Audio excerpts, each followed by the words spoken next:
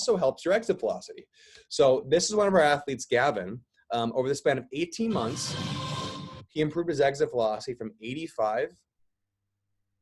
Wait till you see this. I'm gonna let the sound play.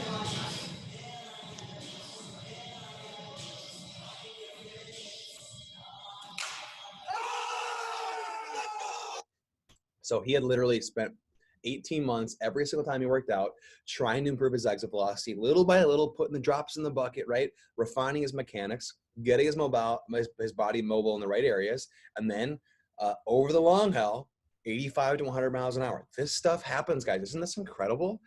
So basically what happened was between getting stronger, more mobile, all of the foundational stuff, he made some mechanical tweaks.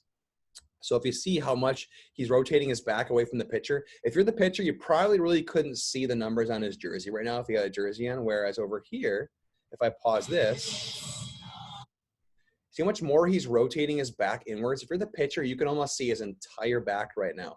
I'm going to talk about this later, but there can be a difference between a good exit velocity swing and a good game swing. There are no videos taken at showcases of the exit velocity test. So do whatever you need to do to get your number up, even if you don't do it on the field, right? Because a college coach, if they see 100 miles an hour on your PBR profile, that gets them to take the first step, which is to watch your video in the first place, right? So anyway, so Will, literally, I'm not joking.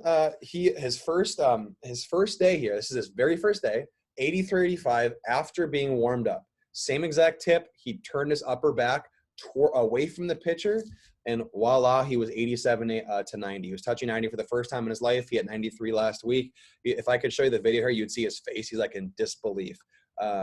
Disbelief at what just happened. So again, if you guys got questions, any of this stuff, or if it's not making sense, feel free to either type in the chat and I can answer it and stop, or text this number at the bottom. My business partner Josh is kind of standing by if you guys got any questions during this webinar.